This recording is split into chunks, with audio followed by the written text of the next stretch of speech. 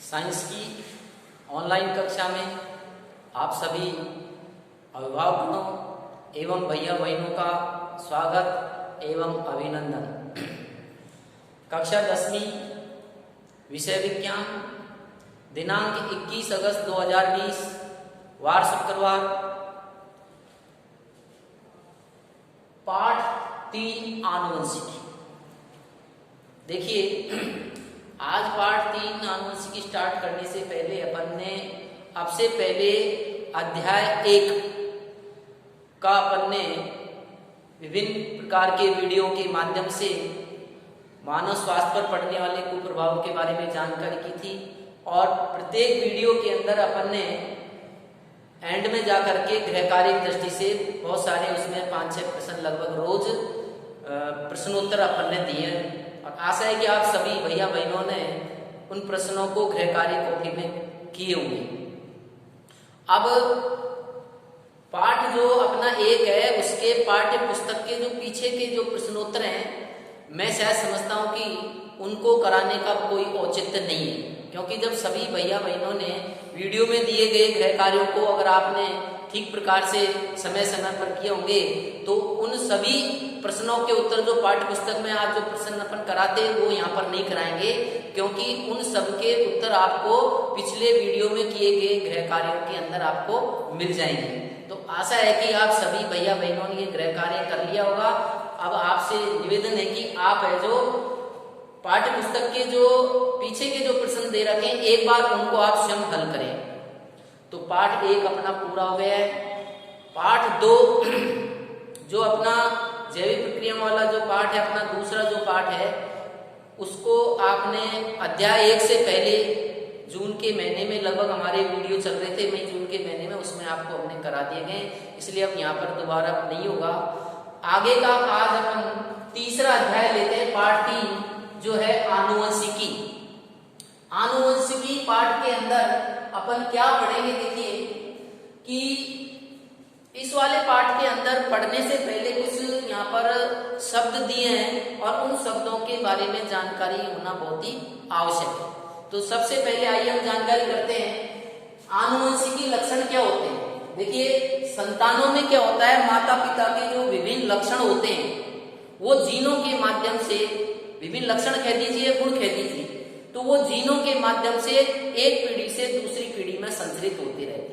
तो इस प्रकार के वंशागत जो लक्षण होते हैं उन्हें हम आनुवंशिक लक्षण कहते हैं। जैसे आपने देखे होंगे बहुत से माता पिता की आंखें जैसे नीली भूरी है, मंजर जो बालक की भी होती है। बहुत से माता पिता के बाल हैं जो घुंघराले होते हैं, तो संतान के बाल भी घुंघराले आ जाते हैं। काला रंग है, किसी प्रकार गोरा है, काला रंग है, कद है, कोई बौना है माता पिता, तो बच्चे भी संतान बौने। तो ये इस प्रकार के जो लक्षण आप देख रहे हैं पीढ़ी दर पीढ़ी संचरित हो जाते हैं। तो इस प्रकार के लक्षणों को ही हमें जो क्या कहते हैं, आनुवंशिक लक्षण कहते हैं। तो यहाँ दिया हुआ है, देखो, संतानों में माता पिता के विभिन्न लक्षणों या गुण जीन के द्वारा पीढ़ी दर पीढ़ी संचरण होते हैं। पीढ़ी दर पीढ़ी का मतलब एक पीढ़ी से दूसरी पीढ़ी में संचरित हो जाते हैं। तो इस प्रकार के इन गुणों या लक्षणों को ही हम आनुवंशिक लक्षण कहते हैं। अगला टॉपिक है आनुवंशिकता, जिसको हम वंशागति भी कहते हैं। क्या कहते हैं? वंशागति, और अंग्रेजी में इसको हेरिडिटी कहते हैं। क्या होता है? देखिए, जनक से संतति में आनुवंशिक लक्षणों का एक पीढ़ी से दूसरी पीढ़ी में स्थानांतरित होना या एक पीढ़ी से दूसरी पीढ़ी में गमन करना क्या कहलाएगा? आनुवंशिकता, या इसको हम हेरिडिटी कहते हैं। देखिए, लिखा हुआ है कि जनकों से संतति में आनुवंशिक लक्षणों का एक पीढ़ी से दूसरी पीढ़ी में स्थानांतरण होने की प्रक्रिया को ही हम आनुवंशिकता या वंशागति कहते हैं। देखिए, बहुत अच्छी बात ध्यान सुने, हेरिडिटी जो शब्द है जिसको आपने आनुवंशिकता कहा है, हेरिडिटी शब्द का प्रतिपादन सर्वप्रथम किसने किया था? स्पेंसर ने। किसने किया था? स्पेंसर नामक वैज्ञानिक ने किया, जो 1863 में किया था। तो ध्यानपूर्वक सुनिए, कई बार ये बातें हैं जो परीक्षा में आ जाती है। तो हेरिडिटी शब्द का सर्वप्रथम प्रयोग 1863 में स्पेंसर नामक वैज्ञानिक ने किया था। आगे देखिए, अगला टॉपिक आ रहा है आनुवंशिकी। आनुवंशिकी क्या होता है? देखिए, आनुवंशिकी है जो, इसको हम जेनेटिक्स भी कहते हैं। क्या कहते हैं? जेनेटिक्स भी कहते हैं। तो इसमें क्या होता है कि जीव विज्ञान की वह शाखा जिसमें सजीवों के लक्षणों का, इसका सजीवों के लक्षणों की वंशगति का एवं विभिन्नताओं का अध्ययन किया जाता है। साथ ही इस प्रकार की शाखा के अंदर आनुवंशिकता संबंधी नियमों की खोज या उनको नियंत्रित करने वाले कोई कणीय कारक, गुणसूत्र, जीन क्या होते हैं, तो इन सब बातों का अध्ययन कराने वाली शाखा को ही हम हेरिडिटी या जेनेटिक साइंस कहते हैं।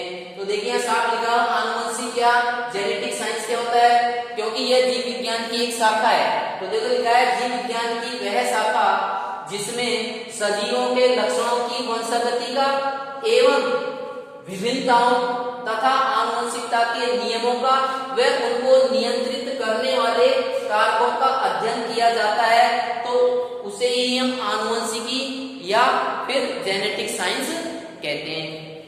आनुवंशिकी शब्द का सर्वप्रथम प्रयोग करने वाले वैज्ञानिक थे जिनका नाम है बेटसन। ये भी परीक्षा में पूछा जाता है कि जेनेटिक शब्द का प्रयोग किसने किया था, तो जेनेटिक शब्द का सर्वप्रथम प्रयोग बेटसन ने किया था। किसने किया था? बेटसन नामक वैज्ञानिक ने किया था। और कब किया था? 1905 में किया था। इस शब्द की उत्पत्ति किससे हुई है? ग्रीक भाषा के जीन शब्द से हुई है। किससे हुई है? इस शब्द की उत्पत्ति ग्रीक भाषा के जीन शब्द से हुई है। अगला टॉपिक आ रहा है, देखिए विभिन्नताएं क्या होती हैं। देखो लैंगिक जन्म के दौरान आपने पढ़ा होगा पिछली कक्षाओं के अंदर कि जीवों के कोशिकाओं में अर्धसूत्री विभाजन होता है, और अर्धसूत्री विभाजन के दौरान है जो क्या होता है, जीन विनिमय होता है, क्रॉस ओवरी।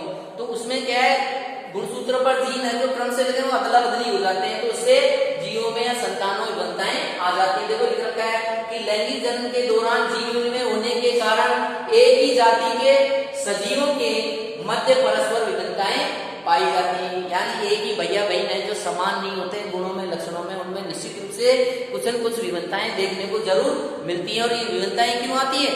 जीन विनिमय के कारण या क्रॉस ओवर के कारण आती है हमारे। आगे का टॉपिक देखिए, ग्रेगर जॉन मेंडल को आनुवंशिकी का जनक क्यों कहते हैं? क्यों कहते हैं भाई ग्रेगर जॉन मेंडल आनुवंशिकी का जनक? क्योंकि ग्रेगर जॉन मेंडल ने सर्वप्रथम आनुवंशिकता, क्योंकि उन्होंने पादप था और उस पादप का नाम है उद्यान मटर, जिसको वानस्पतिक नाम बोलते हैं पाइसम सेटावाई।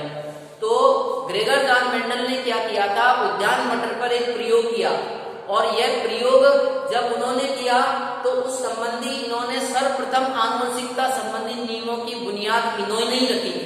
इसलिए ही मेंडल को आज हम आनुवंशिकता का जनक या फादर ऑफ जेनेटिक्स कहते हैं। तो आइए देखिए इसमें साफ लिखा हुआ है क्यों कहते हैं मेंडल को आनुवंशिकता का जनक या फादर ऑफ जेनेटिक्स क्यों कहते हैं।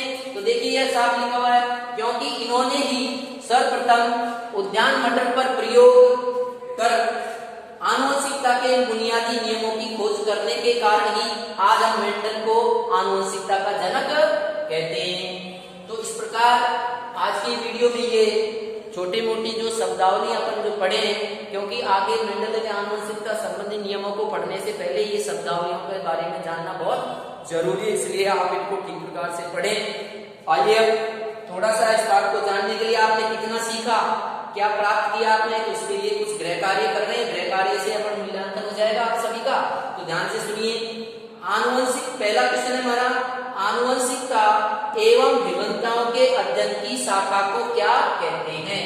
तो आप वन वर्ड आंसर देंगे आनुवंशिकी। देखो साफ लिख रखा है कि जीव विज्ञान की वह शाखा जिसमें सजीवों के लक्षणों की वंशागति मतलब आनुवंशिकता एवं विभिन्नताओं के अध्ययन की शाखा को हम क्या कहेंगे, आप जवाब दे देंगे आनुवंशिकी या जेनेटिक साइंस। क्लियर पहला आंसर। दूसरा देखिए जेनेटिक्स शब्द किसने व कब दिया था। तो इसी के नीचे देखिए टॉपिक के नीचे दे रखा है जेनेटिक शब्द का प्रयोग सर्वप्रथम बेटसन नामक वैज्ञानिक ने, किसने, बेटसन नामक वैज्ञानिक ने 1905 में दिया था। तो ये क्लियर हो गया आपका।